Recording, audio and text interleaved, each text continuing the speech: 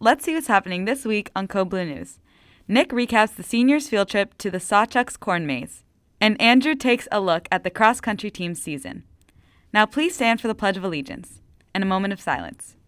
I pledge allegiance to the flag of the United States of America and to the republic for which it stands, one nation, under God, indivisible, with liberty and justice for all. Please remain standing for a moment of silence.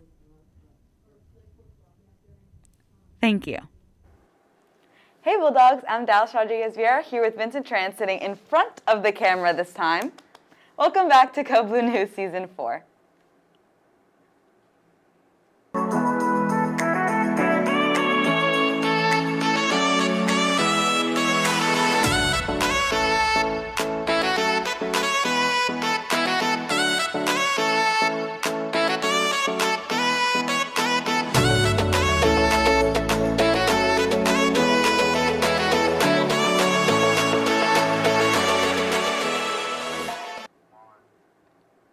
Next Friday, November 12th, marks the official performance of All Together Now by the HMHS drama program. Come support them at 7 p.m. that night. The following day, Saturday the 13th, the class of 2023 is hosting a cornhole tournament at 1 p.m. at the Brook Kitchen and Tap. It's $100 per team and it will include raffles, a DJ, and more. Come check it out.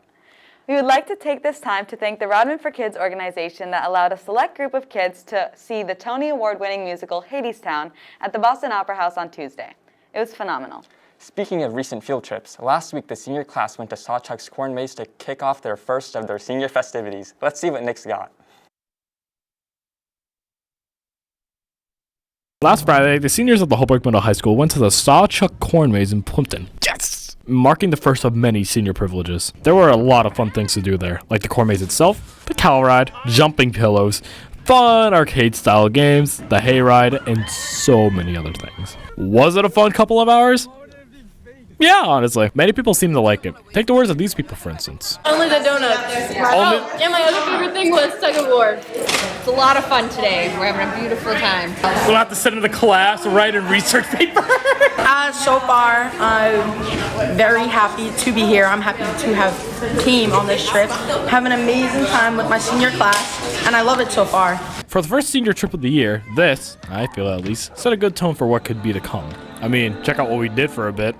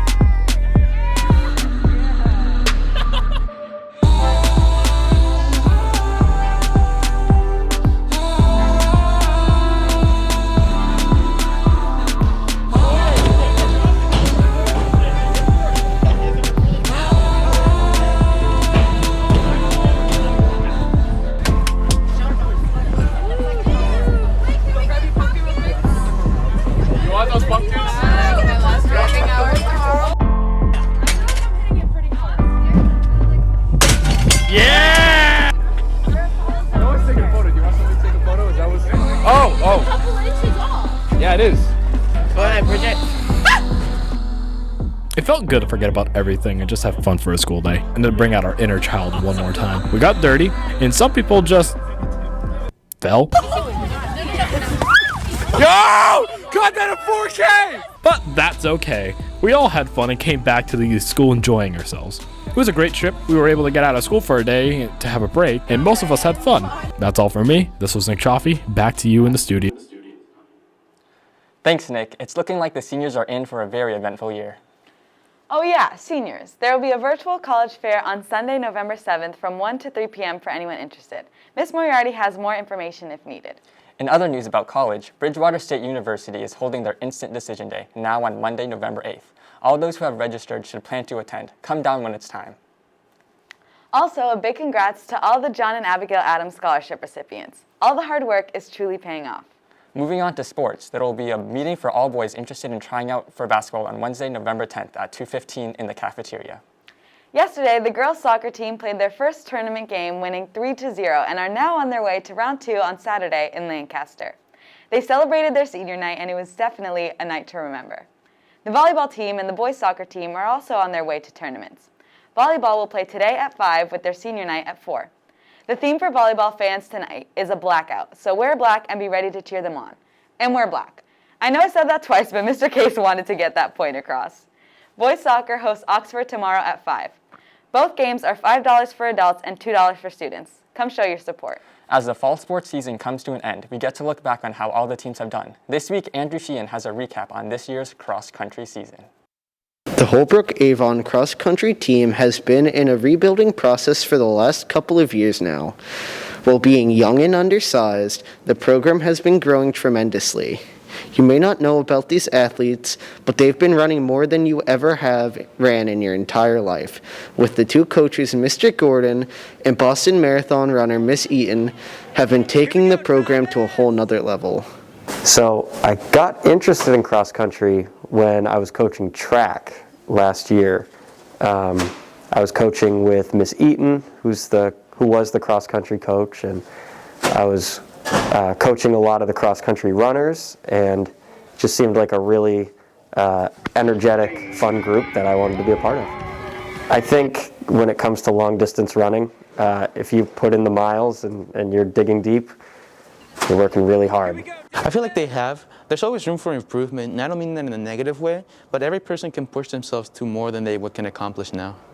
I think the cross-country team is rebuilding really well. We have a young team right now, and we have really good captains, so I think that there is a bright future for the cross-country team.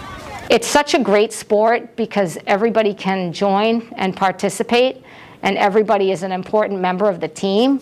With other sports, you may not get any play time. You may not get a good workout during a game or during a practice, but with a cross country and even track and field, you're always an important part of the team. You can always get a workout in, and you can always participate, and you matter. Even if you're the last finisher, the final finisher as we call it, or the first finisher, you still score points and you're an important part of the team. We're all pretty enthusiastic about it, but I definitely have to say my captains, Thomas Hoff and Thomas Nitla. They're very energetic, and they know how to motivate others into doing what's right. Most enthusiastic. I think the whole team is really enthusiastic. We have really enthusiastic captains who care a lot, who are really good role models to the younger kids. And and the rest of the runners, the 6th, 7th, and 8th grade runners are really enthusiastic and have a lot of potential. So I think everybody's looking good right now. So combining with Avon was a huge boost to the program. We got a lot of great runners from Avon. We got a great coach, Coach R from Avon. He's a teacher over there, and he's an awesome coach. So joining with Avon has really just made the program even better. Oh, I'm pretty proud about it, you know. They're all hard workers, and I'm proud to call myself one of them. I feel like it's been a decent year. We had some wins, we had some losses. I really hope that we can do better next year, though. This has been Andrew Sheehan reporting for Co-Blue News. Back to you. Thanks, Andrew. A few more things. First, a reminder that if you have forgotten your water bottle, jacket, cleats, or anything else, please be sure to check out the Lost and Found. With that, today marks the closing of Term 1. Report cards will be distributed next Friday. What joy. Indeed. Finally, Picture Retake Day is Friday, November 12th. If you think your smile wasn't up to par or you were hunched forward a bit too much, make sure to save the date. That's all for this week. I'm Dalis Rodriguez Vieira. And I'm Vincent Tran. See you next Friday.